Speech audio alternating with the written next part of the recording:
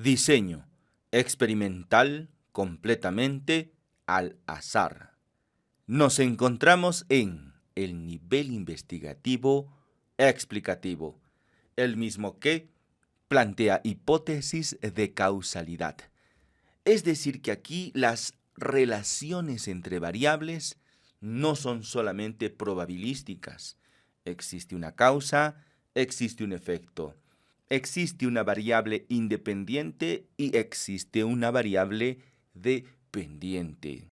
Podemos dividir a los estudios según la intervención del investigador en estudios con y sin intervención. Esta división atraviesa precisamente al nivel investigativo explicativo, separándolo en dos momentos o fases. La primera corresponde a los estudios observacionales y la segunda a los estudios experimentales. Es decir, que los estudios experimentales son aquellos que se encuentran en el nivel investigativo explicativo y que cuentan con intervención. Pero no se trata de cualquier intervención, sino de una a propósito del estudio. Y eso tiene nombre propio. Se le denomina manipulación. Esa es la primera característica de los estudios experimentales. La segunda característica se denomina control y se refiere esencialmente al control interno y al control externo, que de contar con ambos, entonces estamos frente a un experimento verdadero. Las dos fases o momentos de los estudios explicativos se expresan también a través de sus objetivos. El primero de ellos, el objetivo evidenciar, corresponde a la fase observacional, mientras que los objetivos 2 y 3, demostrar y probar, corresponden a la fase experimental. Incluso podríamos hacer una equivalencia entre los objetivos del estudio explicativo y los criterios de causalidad de Bradford Hill. El requisito indispensable es la asociación estadística. A ello debemos agregarle una fuerza de asociación, además de una relación temporal, demostrar que la causa estuvo antes que el efecto. Y esto es el objetivo observacional denominado evidenciar. A partir de los objetivos 2 y 3 se requiere de intervención, específicamente de manipulación. Y para ello habrá que plantear un argumento para la hipótesis racional, además de aislar la causa para evidenciar su efecto. A esto se le denomina especificidad de la causa. Y la manipulación misma, que corresponde a la evidencia experimental. Más adelante habrá que probar o comprobar esos resultados y que deben ser consistentes, es decir, repetibles y reproducibles, además de una explicación racional, un mecanismo de acción que en el campo de la salud es la plausibilidad biológica.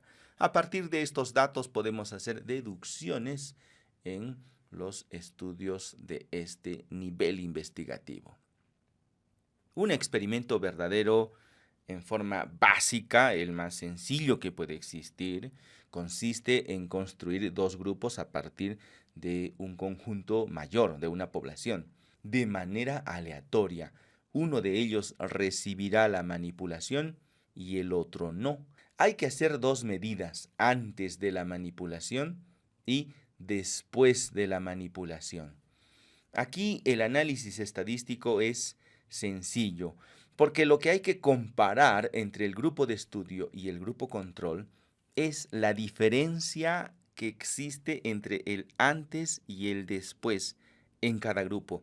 Esa diferencia es la que se compara como si fuese un estudio transversal, cuando en realidad vimos que hay medidas sobre la misma variable. Y a esto se le denomina diseño experimental completamente al azar. El más básico de todos, aquel que tiene dos grupos, uno con tratamiento, el otro sin tratamiento. Pero pueden haber más grupos, pueden ser 3, 4 o todos los que se necesiten.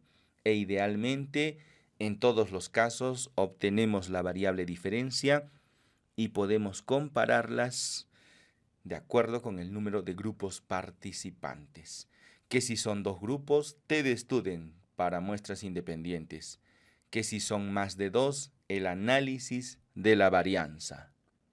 Y en este segundo caso, seguimos frente a un diseño experimental completamente al azar, donde la variable causa es politómica porque allí encontramos 4 grupos. Vámonos a nuestra hoja de trabajo porque allí tenemos ya nuestro primer planteamiento y nos indica que se ha suministrado un suplemento de hierro a 2 grupos de gestantes con la finalidad de comparar sus resultados en cuanto a la hemoglobina. Tenemos entonces una matriz de datos en el software estadístico SPSS. Tenemos 2 grupos. Son un grupo de gestantes que reciben este suplemento de hierro, algunas vía intramuscular y otras vía oral. ¿Lo puedes ordenar? Por supuesto que sí. Aquí están los 2 grupos. Y para asegurarnos de que su hemoglobina ha tenido un incremento positivo, hemos hecho una medida en el momento del diagnóstico, por eso sabíamos que su hemoglobina estaba baja. Luego les dimos el suplemento de hierro por diferentes vías.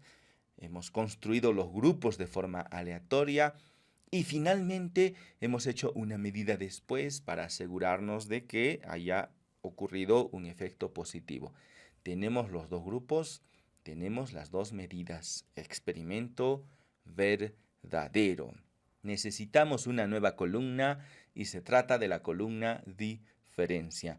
Nos vamos entonces al menú transformar, calcular variable y aquí vamos a escribir diferencia. Esta será la diferencia de hemoglobina en la expresión numérica hemoglobina después menos la hemoglobina antes. Primero la medida final y después la medida inicial.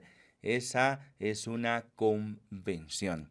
Le vamos a dar clic en aceptar y en nuestra matriz de datos se ha creado una nueva columna. Algunas mujeres han incrementado su nivel de hemoglobina. Este incremento ha sido de diferente magnitud. Otras incluso han sufrido un descenso en su hemoglobina, pero no queremos estudiar los datos en forma aislada, sino más bien comparar los 2 grupos. Y ahora sí, vamos a realizar el procedimiento de la TD-Student para muestras independientes. En el menú Analizar, comparar medias, prueba de T para muestras independientes. Allí trasladamos la variable diferencia y en variable de agrupación nuestra columna grupo. Lo trasladamos. Si no recuerdas qué número le has puesto a cada grupo, entonces clic derecho, información sobre la variable y aquí te sale 1 intramuscular, 2 vía oral. Entonces en definir grupos, 1 para la vía intramuscular, 2 para la vía oral. Continuar y aceptar. Aquí tenemos ya el valor de P, 0.05. Esto nos servirá para el ritual de la significancia estadística. Pero la pregunta que muchos se hacen es ¿por qué no hemos realizado el análisis de la varianza? Vamos a demostrar en este punto que la TD-Student es lo mismo que el análisis de la varianza. Entonces, realicemos ese segundo procedimiento. En el menú Analizar, comparar medias, ANOVA de un factor, a pesar de que solo son 2 grupos. Trasladamos la variable diferencia y en factor la columna grupo. Fíjate que aquí ya no tienes que colocar si es el 1, si es el 2, porque va a comparar a todos los grupos que aparezcan en la matriz de datos. Le doy clic en aceptar y aquí tenemos los resultados de el ANOVA. que en esencia para realizar una prueba de hipótesis lo que a nosotros nos interesa es el p-valor. Entonces vamos a escribir aquí p-valor y el p-valor es de 0,005. Vamos a hacer doble clic para conocer todas sus cifras decimales. 0,005369. Y vamos a ver cuál era el p-valor con la T de student. Y hacemos doble clic en su p-valor, que lo tenemos aquí, y es 0,005369. Es exactamente el mismo. Con lo que acabamos de demostrar que la T de student es lo mismo que el análisis de la varianza. Y ahora vamos a analizar el estadístico T, 2,847. Y en el análisis de la varianza encontramos el estadístico F. Vamos a sacar nuestra poderosa calculadora científica y al estadístico T, 2,847, lo vamos a multiplicar consigo mismo, es decir, que lo vamos a elevar al cuadrado. Le damos igual y fíjate que el estadístico es 8.10 y si redondea sería aquí 8. Y precisamente aquí tenemos 8,108. Es el valor de t elevado al cuadrado. Demostrado está entonces que cuando de comparar dos grupos se trata, la prueba de t y el ANOVA hacen exactamente lo mismo. La ventaja de el ANOVA es que se extiende a la comparación de más de dos grupos. Y dado que tenemos que completar nuestros descriptivos, utilizaremos la ruta del ANOVA porque además nos brinda más opciones. En el software estadístico SPSS, analizar, comparar medias, ANOVA de un factor. En opciones, seleccionamos los descriptivos, continuar y aceptar. Y ya tenemos la tabla, clic derecho copiar. En una hoja de cálculo de Excel lo pegamos, volvemos a copiar y al costado, clic derecho pegado especial, transponer, aceptar y a partir de ello ya podemos obtener lo que necesitamos. Necesitamos la media. No necesitamos la desviación estándar, pero sí el intervalo de confianza. Primero está intramuscular y en segundo lugar tenemos a la vía oral. También podemos reducir el número de cifras decimales. ¿Qué tal si nos quedamos únicamente con 2? Y ahora sí voy a dar copiar para llevarlo a nuestra hoja de trabajo. Resulta que en el grupo intramuscular el incremento promedio de hemoglobina fue de 1,14 miligramos por ciento y en el grupo de la vía oral el incremento fue de 0,72. Existe un error estándar, es posible obtener un intervalo de confianza y a partir de ello desarrollamos el ritual de la significancia estadística. La pregunta del investigador, si lo colocas en forma afirmativa, se convierte en H1. El tratamiento con hierro intramuscular es diferente al tratamiento con hierro vía oral. Y la hipótesis nula, que siempre se opone a la hipótesis del investigador, dirá que no son diferentes. ¿Por qué H1 plantea que son diferentes? Porque si el investigador sospechara desde el principio de que no hay diferencia, no haría el estudio simplemente. Nivel de significancia 5%, que si lo quieres expresar en cifras decimales 0,05. Prueba estadística, da lo mismo la T de student para muestras independientes que el ANOVA de un factor. Vamos a trabajar por este camino y ahora el p-valor. Vamos a los resultados. Dijimos que es lo mismo la T que el p-valor de la ANOVA. Hacemos doble clic para copiar los datos completos y si lo quieres expresar en porcentajes, nada más tendrías que correr la coma decimal en 2 posiciones. Lo que te quede está expresado ya en porcentaje. Vamos a copiar esta magnitud del p-valor y vamos a escribir para su lectura, como siempre, esto es un ritual y diremos que con una probabilidad de error del, aquí pegamos la magnitud del error y copiamos H1, diciendo que el tratamiento es distinto en ambos grupos. Si la probabilidad de que te equivoques es muy baja, entonces decides quedarte con H1, esto es porque p-valor está por debajo del nivel de significancia. Entonces copiamos H1, que al final es con lo que nos vamos a quedar. ¿Es posible interpretar esto? Por supuesto, pero todo ello en relación al propósito del estudio. Completada esta primera parte, vámonos al planteamiento número 2. Y se trata de hacer exactamente lo mismo, pero esta vez con el peso del recién nacido. En nuestra matriz de datos hay una columna adicional que se refiere al peso. Y es que los niveles bajos de hemoglobina podrían traducirse también en niveles bajos del peso del recién nacido. Por ello, bien podríamos hacer este mismo ejercicio, pero ya no con la hemoglobina, sino más bien con el peso. Solo que no hay una medida antes y una medida después. Simplemente tendríamos que comparar ambos grupos. Vamos a desarrollar ello, esta vez con el peso. Comencemos con los descriptivos. En el software estadístico SPSS, a analizar, comparar medias, ANOVA de un factor. Vamos a restablecer todo para la lista de dependientes, peso del recién nacido y en factor el grupo.